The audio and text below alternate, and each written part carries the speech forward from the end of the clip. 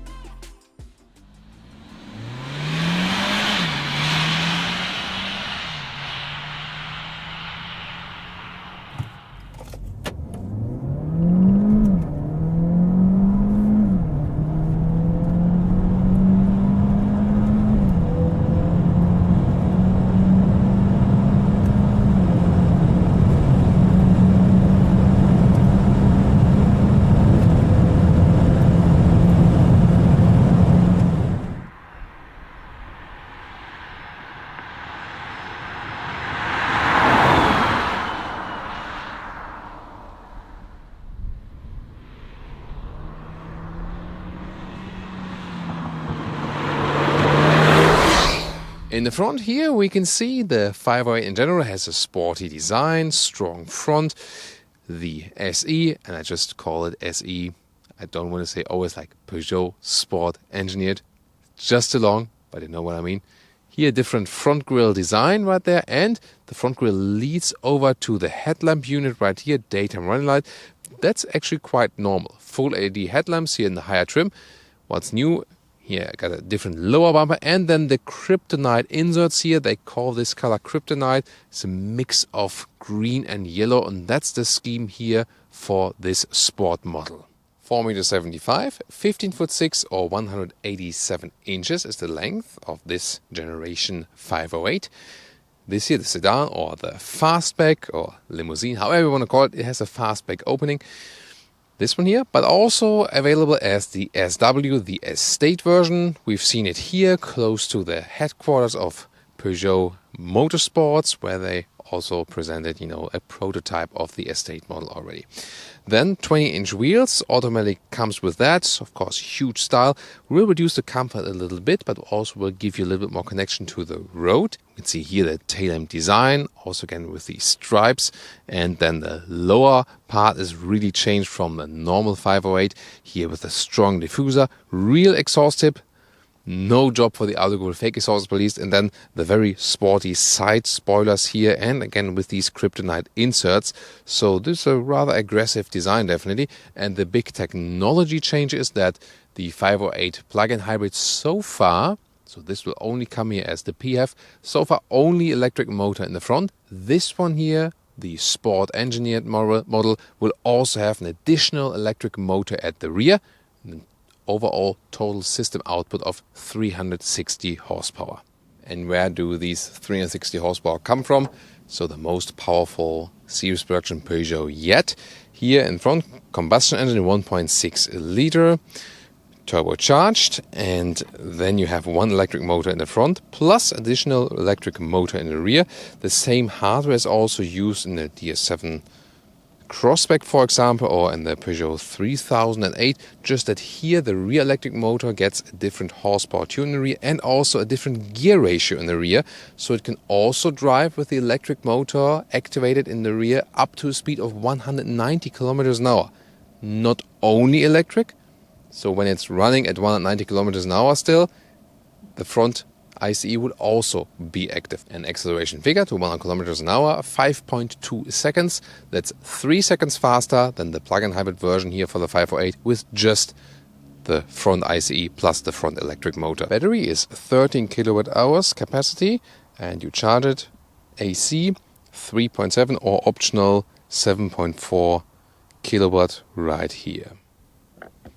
And this will then give you a pure electric range of up to 40 kilometers, realistically a little bit less.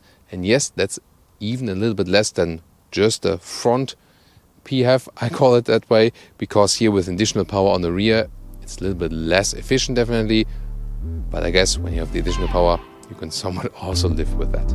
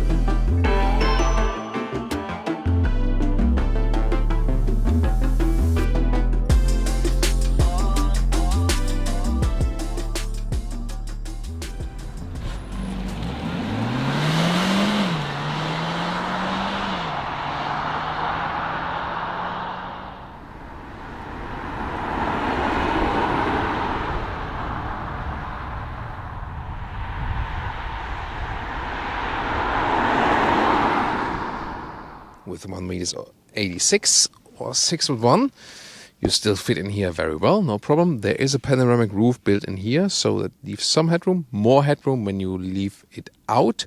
This would be one of the rare options here with the panoramic roof.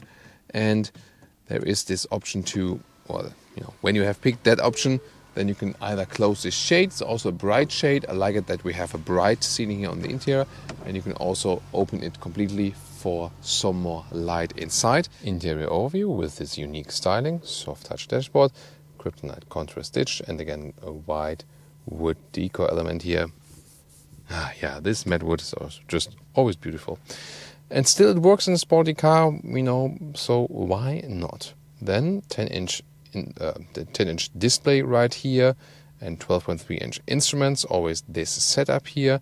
So at least you do have hotkeys here, for example, to access vehicle controls, or then the CarPlay right here with the integration in the middle, or then back to the climate unit. That's actually quite okay, but still controlling that while driving is hard. When you're just someone that sets 22 degrees Celsius and auto AC, you probably won't care. But for me, for example, I like to change things around with the AC depending on my condition. And the GPS looks like this. It is usable, not the best one. As for the visualization, it could also be a little bit faster. And there's always this 3-finger trick where you hop back to this hidden main menu. Fancy. And the digital instruments right here. You have the visualization for what's happening, ICE or electric motors in the middle part. But you can also change the view, what you want to see.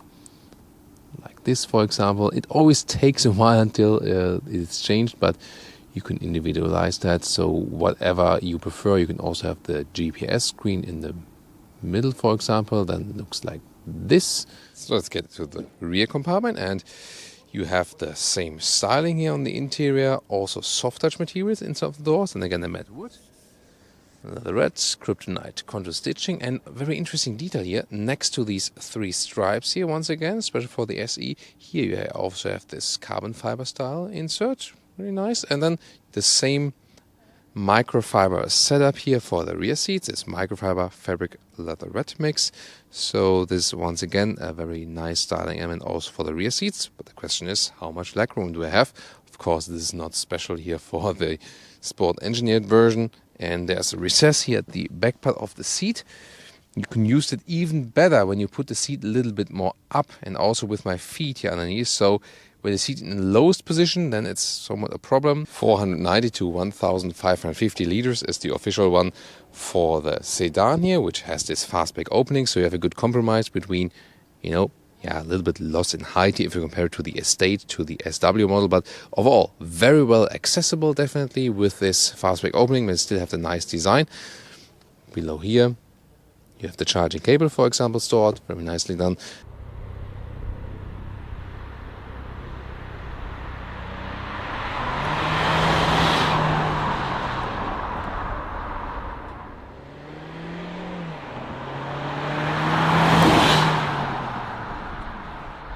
Welcome to Thomas's Active Driving Lounge with the new Peugeot 508 SE here in this prototype vehicle.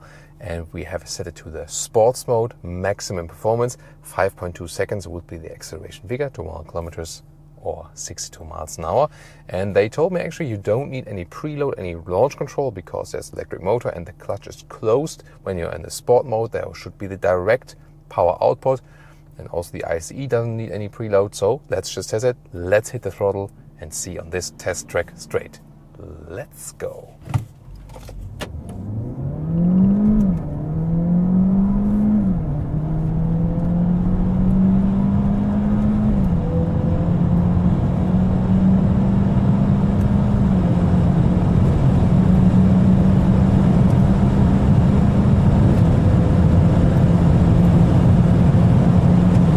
So that's 200. Yeah, I think it was quite nice, and you just experienced the acceleration for the fastest ever produced series production Peugeot. Interesting. Here now some left and right. Suspension is stiffer, so we have more feedback from the road. It's not that it feels like a stiff sports car. Here now rough road, but still quite okay. So they found a rather comfortable setup here, I would say.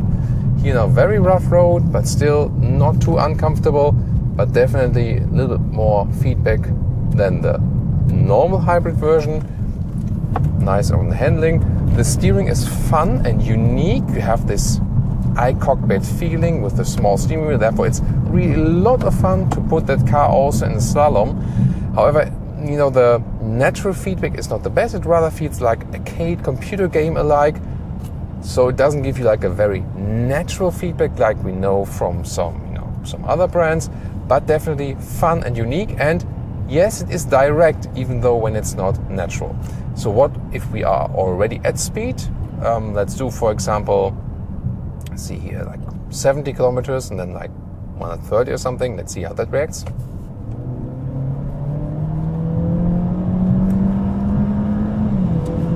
Pop, that's it.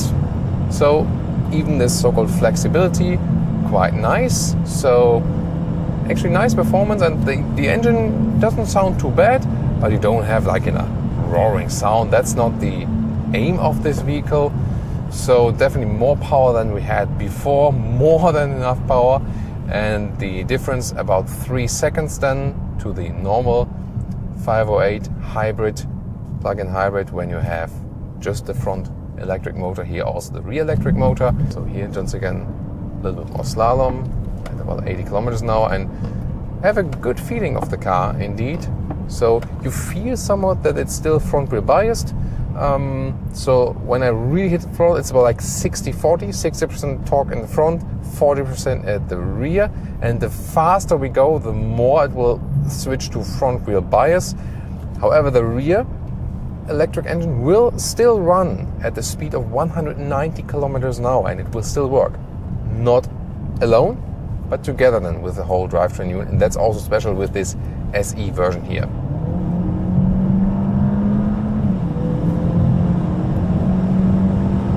Noise insulation, by the way, here 160 kilometers an hour, still good. So I think noise insulation wise, it's really nice. Also when you do lane change here at higher speeds, still good and stable. And once again, this test track here is quite rough. Yes, the smaller 308, for example, GTI, this one feels sporty as for the agility, left and right and so on. This one here definitely the king of going straight, having the power on the motorway. Yet again, having the plug-in hybrid drivetrain where you can save some tax money, for example, and also, you know, still able to drive it in a more economic way if you don't throw it out all the time. This would be the good thing, that when you're on a motorway like this here, then you can have some decent acceleration at any time for overtaking maneuvers and so on. But yet again, when you rather take it slowly and drive it more efficient, that's also possible, so it won't be that much less efficient.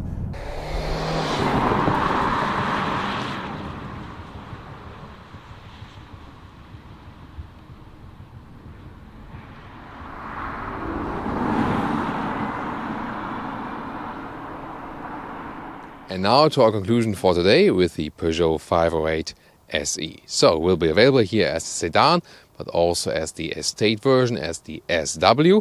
And we can see the exterior styling. It was already sporty in the normal 508, both for sedan and the estate. But here in the SE trim, I mean, it fits very well to the car, you know. It already looked sporty, now even sportier with these accentuations and the interesting kryptonite color design scheme. Why not? It's definitely something different. So design-wise on the exterior, I think very well done. Fits also with these 20-inch wheels.